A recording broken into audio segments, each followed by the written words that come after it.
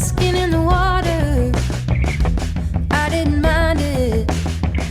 At least it was a feeling that was different. The moon was hot and high. If you don't keep an eye on what's moving through the steam and on the rise, it was a dream. It was real life there beneath a plum sky.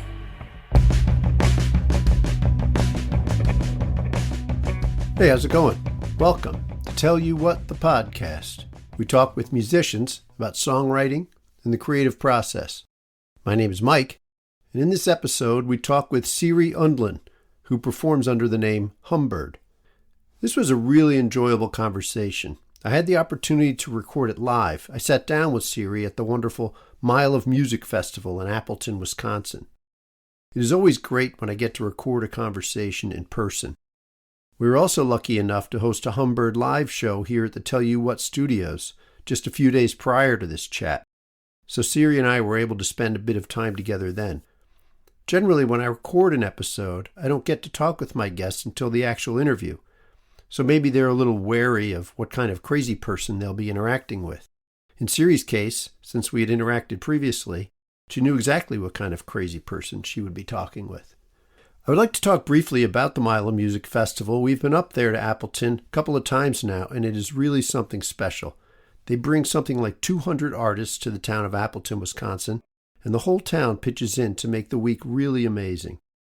There are shows all day and evening long for 4 days, something like 700 different sets in 40 different venues of all kinds, restaurants, bars, parking lots, chapels, parks, almost all of which are within walking distance of each other. The artists are treated extremely well. In addition to getting paid, most are put up in nice hotels or in homestays in town, meals are provided, and service providers in the area offer free services to the artists, massages, dental cleanings, chiropractic work, all kinds of things. I've spoken with a number of artists who are so delighted with this experience up at Mile of Music. The artists each do a number of sets over the weekend, and the musical focus is on original work. All songs performed are expected to be originals, no covers. Oh, and did I mention that the festival is free to attend? I saw something like 25 amazing shows while we were up there, no charge. One of the festival's bylines is, quote, "The only thing you pay is attention." A lot of the shows are listening room format, and the audiences are excellent at being quiet and attentive while still showing their support and encouragement. Merch sales are brisk all weekend. I wanted to talk about this festival not only to encourage you all to go if you possibly can, but to point out that this model can work, treating these artists with the respect they deserve, paying them properly, offering housing and other perks, providing attentive and supportive audiences. The festival is run by a nonprofit which spends a lot of the year raising funds and awareness for this event. Local folks all volunteer their time and effort in a labor of musical love that the community is quite proud of. What results is a unique experience for artists and fans both. But wouldn't it be great if this was not unique? If this kind of event could be replicated on perhaps smaller scale all over the country? It is a win-win experience for all. So let's get on this, America. Back to the episode. Siri Undlin is not only obviously a talented musician, but she's also a compelling communicator. She speaks with a natural ease, so clearly intelligent, but also with a gift for empathy and personal connection. One of the easiest conversations I have ever had on this podcast. Humbird music is fascinating. Siri has an excellent voice, of course, which is the common thread through the incredible variety of song types Humbird puts out. I would call your particular attention to the just-released single, North Country Girl, as a great example of why I find Humbird music so compelling. An interesting songwriting premise, the song is fashioned as a response to Bob Dylan's Girl from the North Country. Siri's beautiful vocals are on display throughout, and the production and the arrangement take us on an excellent and slightly surprising journey through the song. Check it out. Siri mentioned she has a lot of music in the works. I think we are witnessing just the beginning of what will be a fascinating and highly entertaining career in music. Quick shout out to Jimmy Ryan and Woodrow Keene at Five Head Entertainment for putting this conversation together. Your help is very much appreciated. So now, please enjoy this Tell You What discussion with Humbird's Siri Undlin.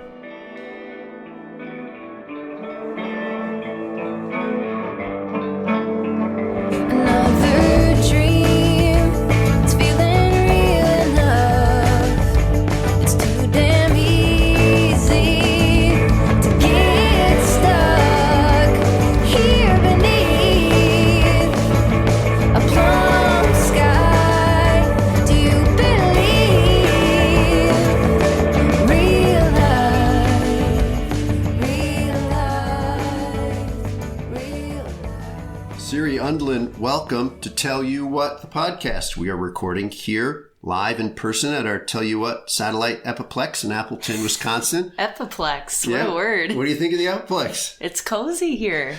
I like it. It's expansive and impressive also, isn't it? Yep. There's also a cat here. Mysterious cat. Which was surprising to find out. I'm not sure what its purpose is. I think its purpose is to freak me out, and it's doing the job so far. Anyway, we are here for Milo Music Festival in Appleton, Wisconsin, a great event. Tons of creative artists performing all over town. I like to call it South by Southwest for older people. It's more manageable, right? But lots of talent here. How's your experience been? You've been here before, I think. Yeah, this is my second time. It's been great. Yeah. It is fitting we're recording our songwriting-focused podcast here at Milo Music, as the focus of this fest is on original music, songwriting, no cover songs allowed, right? Yeah. What do you think about that?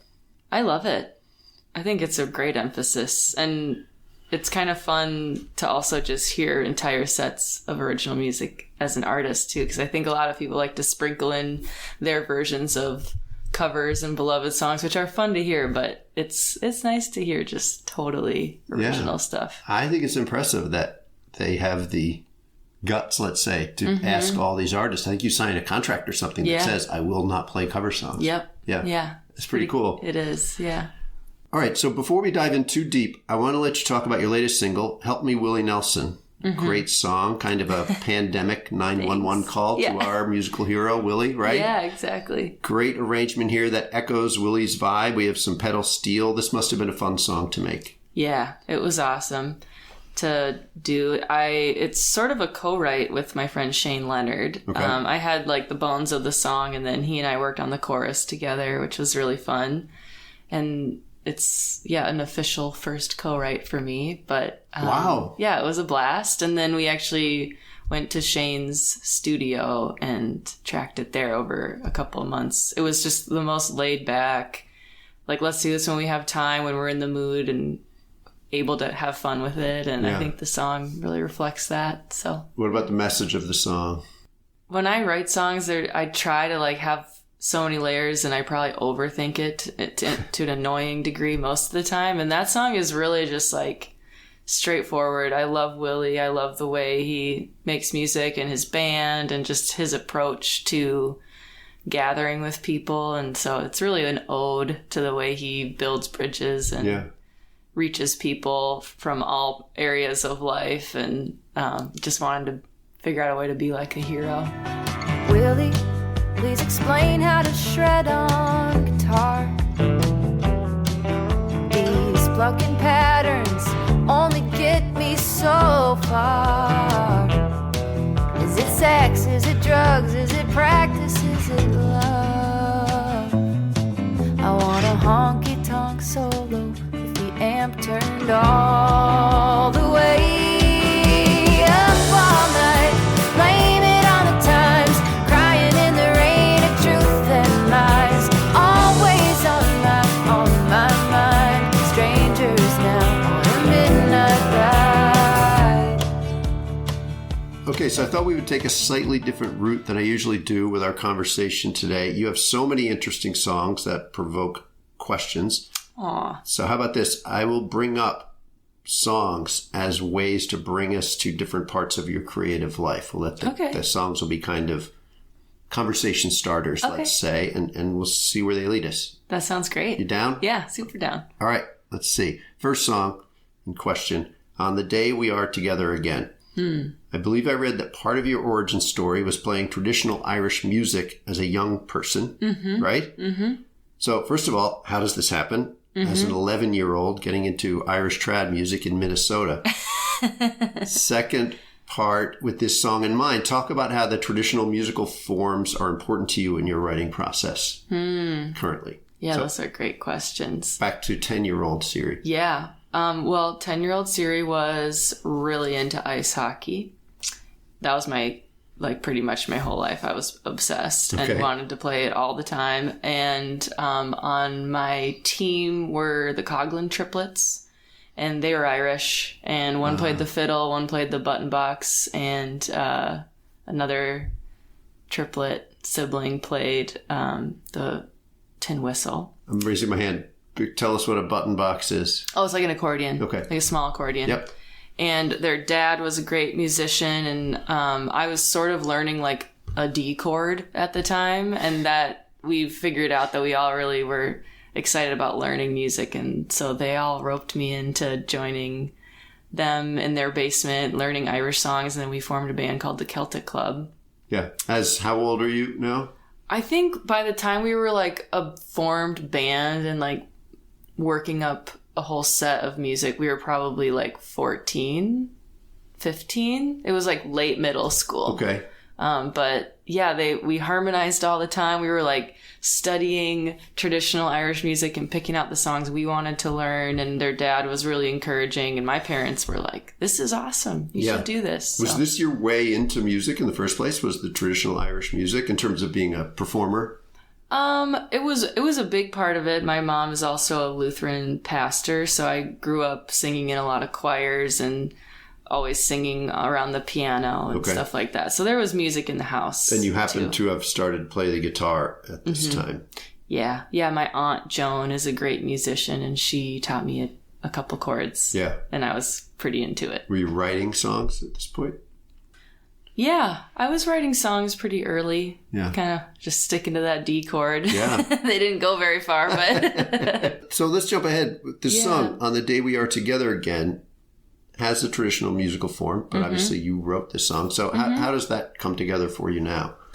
Yeah. Well, so the Celtic Club childhood days, that was so formative. And then I actually lived in Ireland for a while as a young adult and studied music there and did some research as a research fellow on music. That. Yeah. I don't want to jump around too much, but okay. Yeah, but basically just spending so many nights in pubs, hearing people sing a cappella, unaccompanied songs, and just being so enveloped in that tradition it totally changed the musical DNA of my own interior, and it's the tradition I look to most as like a guiding light of like what a melody needs to evoke an emotional response and how a story can really shift someone's perspective. I think that tradition of Irish music is like just an ongoing masterclass. Yeah. So. I mean, in this song in particular, it sounds to me literally like a traditional Irish melody that you were placing your words over.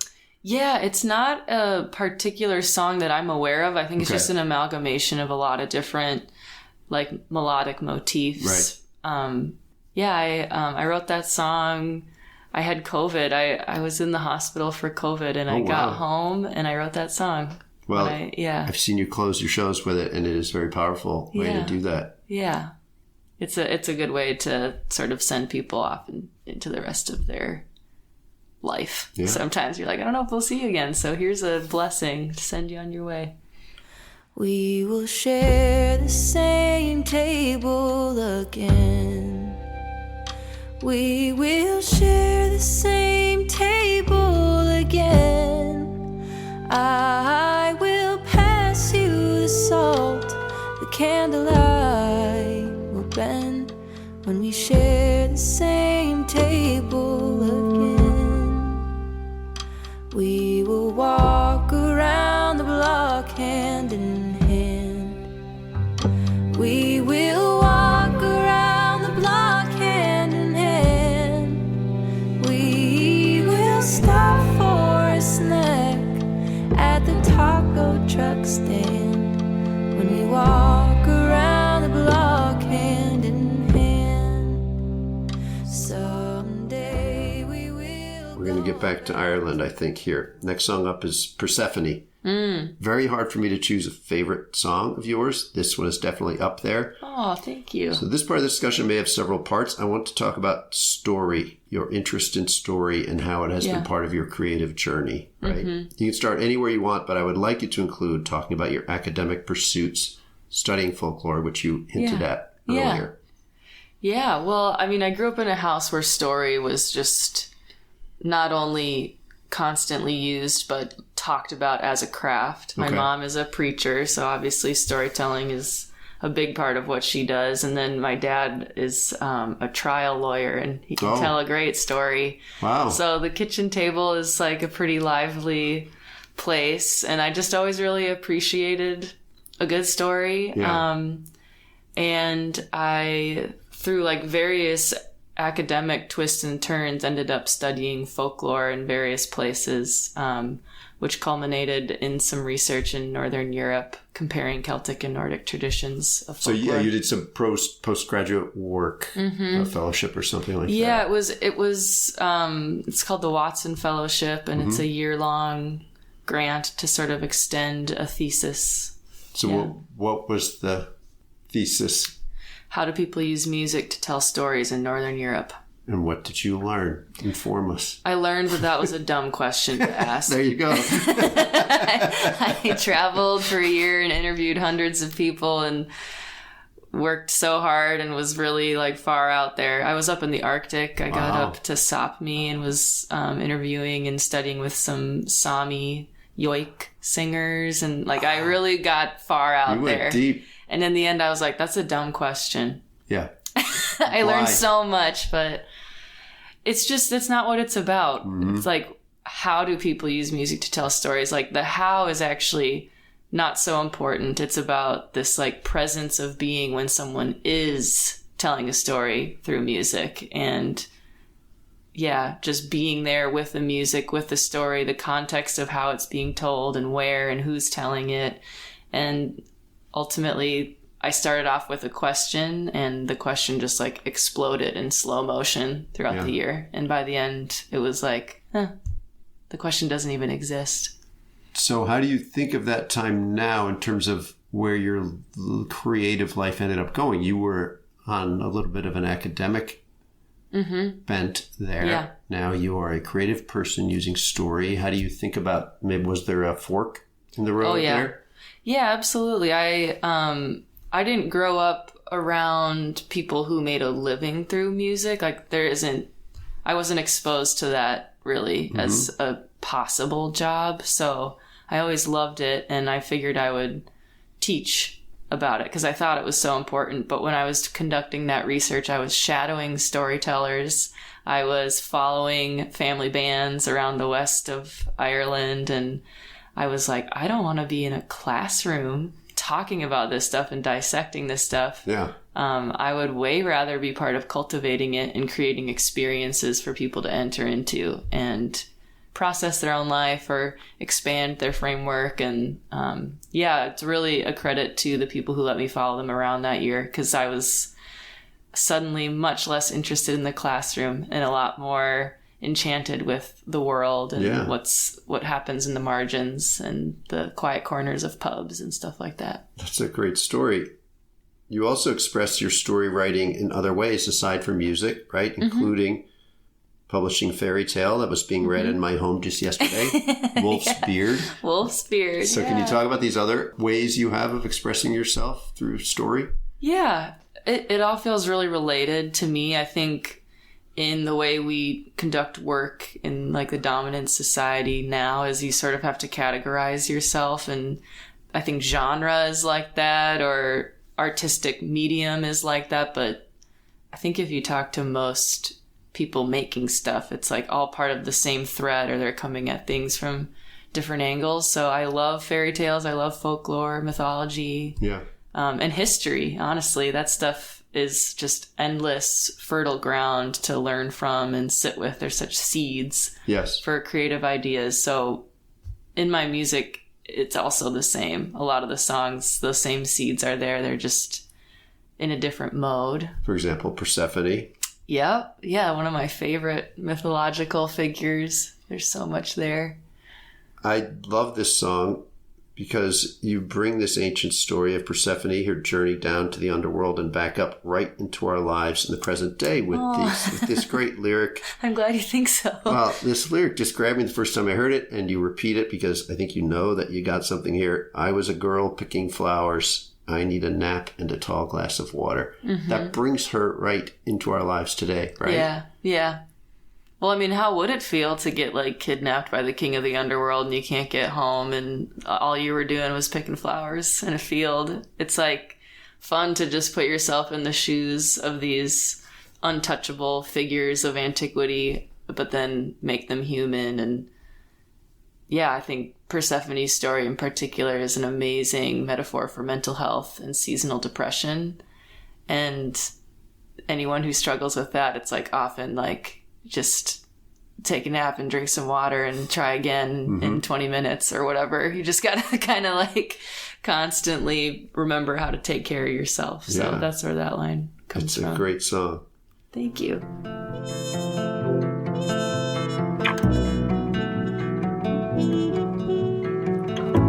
I was a girl picking flowers.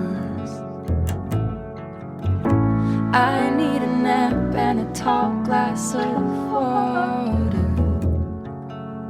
Surface now from the underground. Time goes quick, we'd better make it count. Who are you to say where I choose to stay while the earth sleeps? I meet my lover beneath the sheets. I wanted you to talk a little bit more, though, about the writing the fairy tales. I believe you put on plays and things like that. Talk about some of these other pursuits that you have, where you do pursue. Yeah. I think really I'm driven by wanting to make something that I would like to have but can't find, if that makes sense. And often with music, it's like, well, I'm experiencing this emotion, or I'm thinking about this story and I haven't heard anyone talk about it like this. I'm going to try to write a song. With like the performances, the storytelling, and the fairy tales, it's a similar impulse, just differently expressed. And in particular, the storytelling really came out of the pandemic when we couldn't perform in venues, and we just threw it out to me and my Humbird bandmates threw it out to the community in the Twin Cities that, hey, we'll come to your backyard and perform for like 4 people around a campfire, and we'll tell you an old story.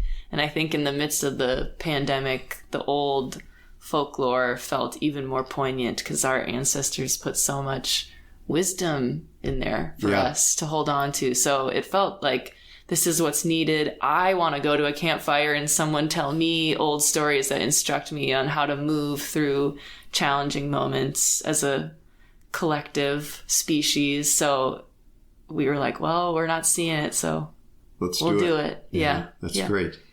Now, I want to talk about your creative process a bit, as your view of yourself as a working songwriter, with the song "North Country Girl" as our totem here, right? Okay, yeah. This song is a bit of an homage to your home state boy, Bob Dylan, right? Yeah. I don't know if homage is the right word there, but you can talk about it. So how would you compare your writing process, the work of what you do? In what ways would it maybe be similar to or different from how you think other songwriters work? Yeah.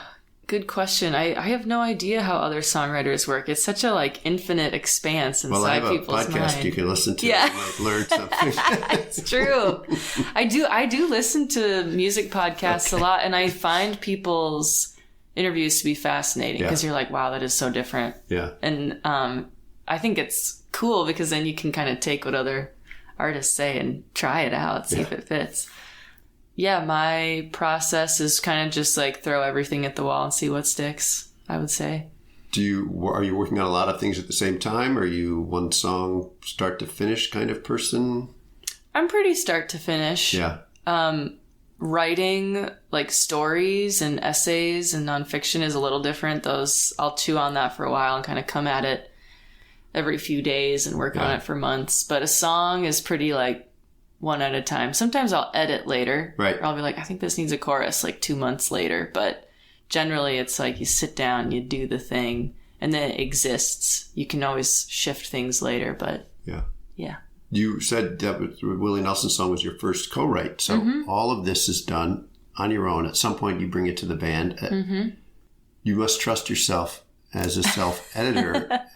Is there a point at which you might show something to someone else along the way, or do you just know when something is good enough to bring to your bandmates? You know, I am blessed with the ability to not care if I look dumb, generally. I mean, I do care. Like, I'm not trying to, like, dance in front of a crowd of people because I'm, like, a horrible dancer. But when it comes to music, I don't know if it's a thick skin or just a openness, but I'll show people what I know is a bad idea. I'll be like, this is a bad idea, but I think there's some redeeming qualities. Here it is. Okay. What do you think? And go from there. These are people in your band, other people you trust?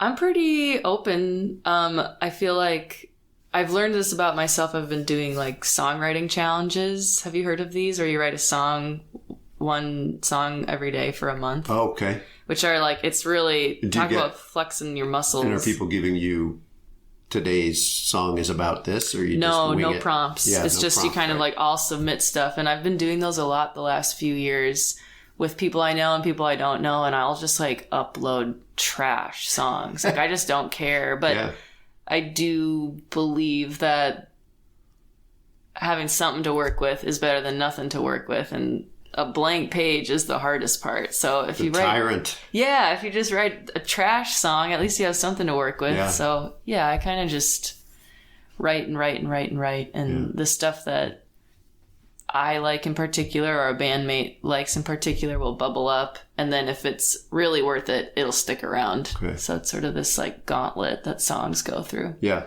Yeah. What can you tell us about North Country Girl? It's an interesting song. Yeah.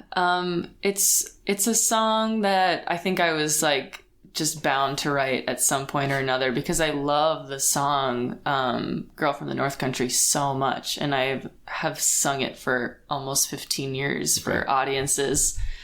And I just love it because it always makes me feel like I'm back home, no matter how far away I am. It's like my little signal back to my family and the landscape that I love. But you can't sit in that story for that many years and not start to wonder what the other side is. So that felt kind of inevitable. So your song is from the perspective of her, the woman in the song of Bob Dylan. Exactly. Yeah. Some leave,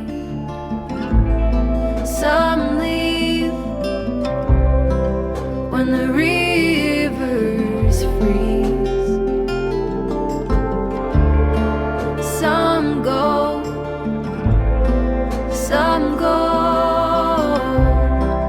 when the summer ends.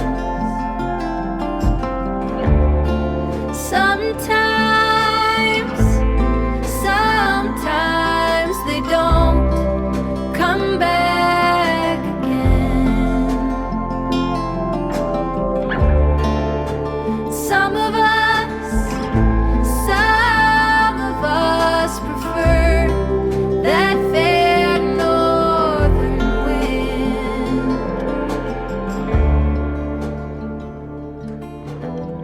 Okay, backing up for a second, in terms of your journey, we're talking about songwriting. You were, if I have your story right, part of a band. Then you went out on your own as you started writing more songs. Do I have that basically correct? Yeah. So can you talk about that transition? How was your self-awareness as an artist and songwriter changing at this time? Was it important for you to be able to present your work from your own perspective at this point in your career? Yeah, definitely. The first band I was in, it was just a folk duo, Undlin and Wolf. My last name's Undlin, and my bandmate Dexter Wolf is an amazing songwriter, and we actually like grew up together, and we met at a really young age and wrote some songs together, but mostly supported each other's songs. And that was the first band I ever booked a tour with. It was the first band I ever got paid cash, $50. Nice. To play an hour of music, which actually was pretty good. Yeah. for a first gig. So there was so many firsts with that band, and eventually we both just were needing more space because we were, I think, both just like had stubborn artist qualities of our own. The cat. The mysterious the cat mysterious is cat, back. He has something to say about that. Yeah. But I think you said it right. It was just like eventually I was like, I'm writing more songs than this band can keep up with because we're doing so much together. Right. And eventually Humbird kind of took over and that band sort of dissipated. Yeah. Yeah. All right. I want to give you a chance to talk about the song Summer Storm for Charlotte. I'm not going to say too much here. You have the floor. But perhaps you can include some thoughts on how you view your position as an artist in troubling or disturbing times. Yeah. Well, I don't want to say anything too absolutist because I change my mind all the time. But I do think one of the deepest privileges and responsibilities of having creative tools at your disposal is to like be a witness and tell about it. I'm not in the Christian church anymore, but that feels like very much out of how I was raised, which was like to witness what you see around you and to celebrate it or talk about it or respond to it, be activated by it. And that's definitely present in a lot of my songwriting. And the song Summer Storm for Charlotte was a relief to write because I was living in South Minneapolis, not far from where George Floyd was murdered, and it was such an intense, insane, apocalyptic moment in this like mile radius of the city, and it was hard to imagine ever picking up a guitar again. It was hard to imagine ever writing a song again.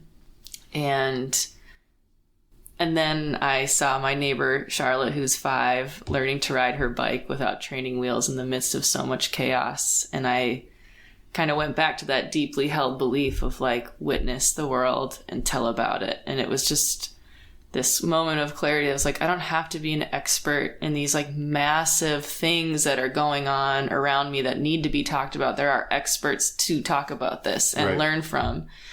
But no one's talking about Charlotte, who's in the back alley doing this, and she matters so much, and this is an important element of this story too, even if it is a quiet moment that no one else saw but me.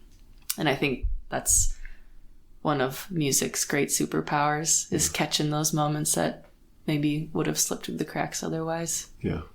We talked briefly before we recorded about things that I've heard you say in your life, performances that can be powerful and important. And when you present this song as well, it is a powerful opportunity for you to just bring people back to that moment and have them reflect on art in its relationship to our world. So yeah, absolutely. Yeah. And I think especially in the way our culture functions, we just move so fast, and there's nice things about that, but man, does it come at a high cost. And nothing like trauma to really like keep you rooted in a particular experience. And I think a lot of people in that week of time after George Floyd was murdered, there was a lot of focus on that neighborhood in Minneapolis. And of course, in any of these scenarios, these headlines, there's like what happens after everyone else moves on. Right. And how does the neighborhood function? How do you move forward? And those are big questions. I don't have answers to those questions, but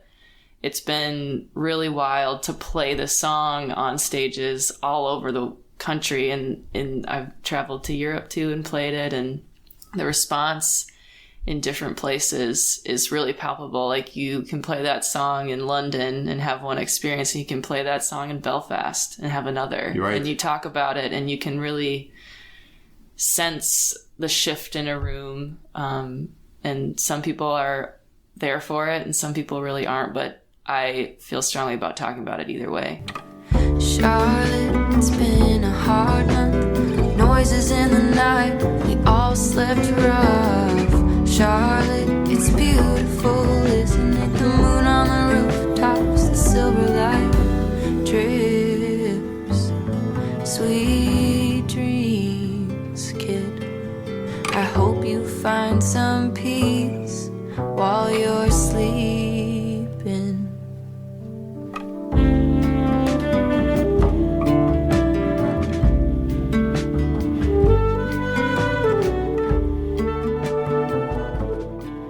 Next up is the song May. I've gotten the impression from spending time with you that the natural world is very important to you as a person walking the earth. I mean, obviously it should be important to all of us, but also as an artist, right? Yeah. So with this song, May, in mind, can you talk about your relationship to nature? Yeah. I mean, I am nature. You are nature. I don't think there's much separation despite our best efforts. And it's fun to blur the lines that we've created for ourselves through music and try to get back to that understanding that we're all part of the same thing. Yeah. And so what about the song May? Yeah, May, I mean, really that song, I started writing it as a heartbreak song, but now years later, it's like, it's just an ode to the way that the natural world heals us once we actually make time to be in it and be present in it. And a river sort of moves through that song. And I picture the Mississippi River when I sing it, because that's the river I grew up near. And it's a very spiritual, muddy place. Right?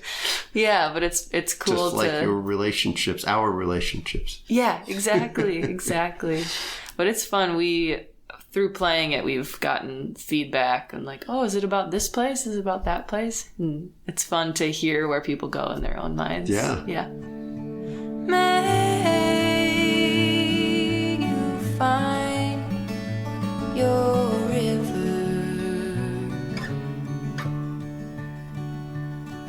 May it take you all the way. May it whisper all the little things I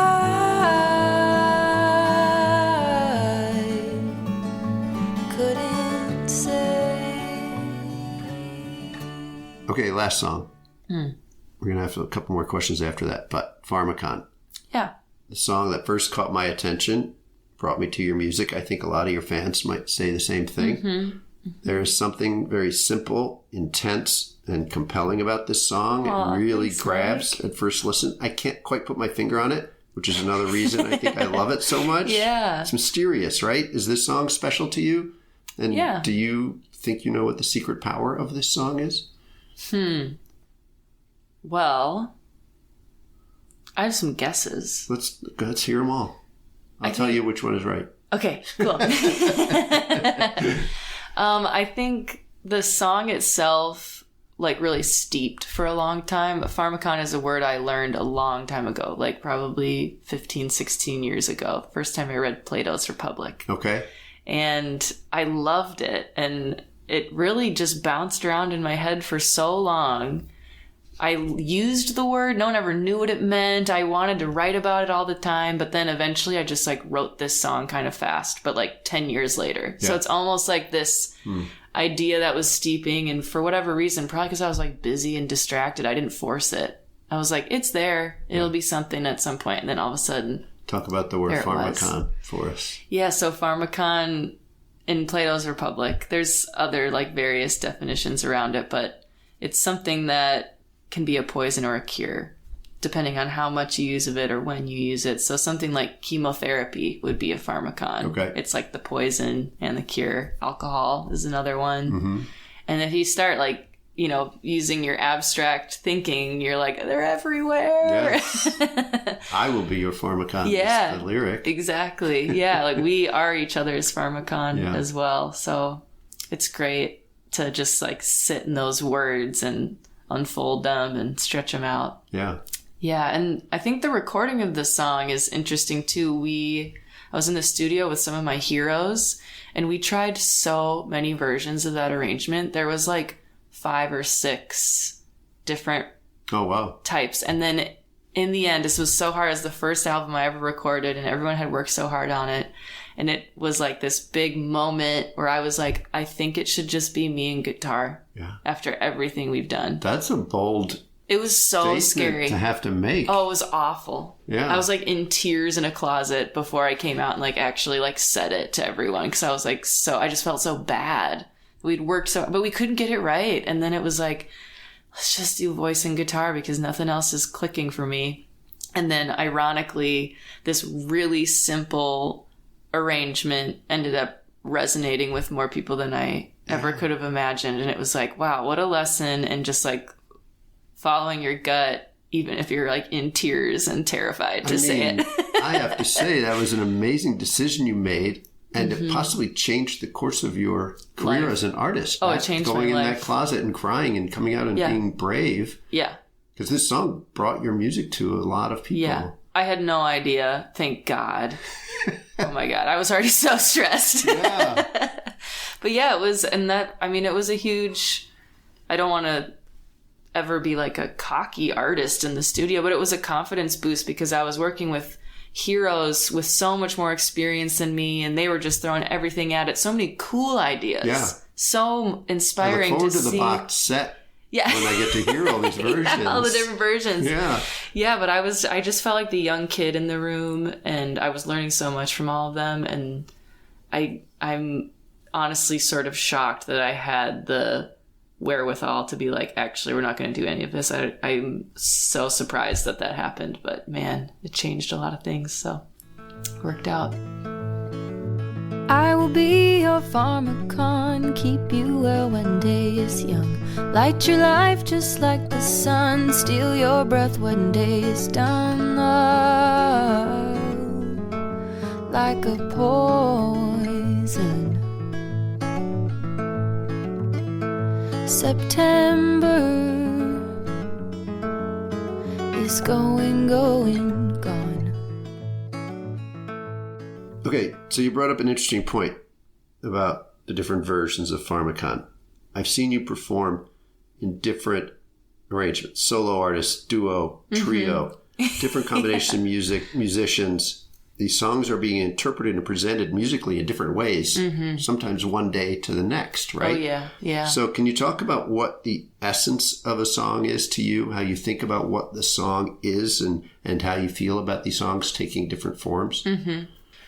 Yeah, I think for me, it's all about the story and the melody. That's the foundation of the house, of the song. And other than that, kind of anything goes. Yeah. I feel like some artists are really precious about their arrangements, and I respect that. I don't think it's a bad thing. But we play these songs all the time. It's like, I feel like sometimes working musicians are this like weird opaque thing that people don't really know too much about, but it's like we travel for like 6 weeks at a time and we play the same song. So if we didn't do it different, you go crazy. We would lose it. Yeah. It's like, it's a mental health practice to be like, let's play this song rock and roll tonight, or let's do this with a drone and like invite someone new up on stage to mess around with it. And luckily my bandmates Pete and Pat are amazing improvisers. So every show is different, and it's a delight. It's like, I think part of why we are all still doing this and going. Yeah, that's great. Okay, so related question. I've seen you perform in these different formats. I've seen you write and perform Americana songs, trad, folk-sounding songs, more abstract songs, deconstructed arrangements, a cappella songs, more pop-leaning songs. How do you think about the choices you have made and continue to make in the art you are creating? Do you see it as a path? Is it more of a multiple choice game at any one time? I'm going to rephrase the question. It might be helpful. Is it a purposeful thing to be trying new ways to express yourself along the way? Or is it more just an organic expression of where you are at any one moment in time, do you think? I think it's an organic expression of where things are at any given time. But I think this is ultimately just a privilege of having a really supportive family that always was like, hey, you're pretty good at this. You should keep going. Yeah. And having that empowerment to just go where something feels warm. Like what ideas feel warm? Where am I feeling drawn? And having a support system to turn to and be like, am I crazy? And they're like, maybe, but like keep going. Yeah. I think is part of why it feels so random, but also I've just trusted that if I'm doing it, I'm the common thread. Yeah. Even if it is kind of a wide swath of ideas, but those were just the ones that were most exciting at the time. Okay. You brought me to a final comment and maybe a question. The other night, we were lucky enough to have you and your band play a show at our Tell You What home studios. It was so fun. It was awesome. Mike, you're such a great host. I hope the people listening to this podcast know that. Like, you put so much love and warmth into your hosting and cultivating community. It's awesome. Thank you very much for saying that. Yeah. None of these people listening are invited. I was just joking. Very exclusive invite. No, that was we talked about this before. It's not exclusive. We are a welcoming community. Anyway, one of our guests texted me the next morning to say how much he enjoyed your show. He's a talented musician himself. He was not familiar with your music, and he loved it, of course. But here is what he said. He described your music as super unique, but still really digestible music. Oh, I consider that a nice compliment. Yeah, considering what you were talking about the way you go to what is warm. Do you have anything to say about that commentary, what he said? It's easier to digest warm food than cold food, I hear on the internet. All right.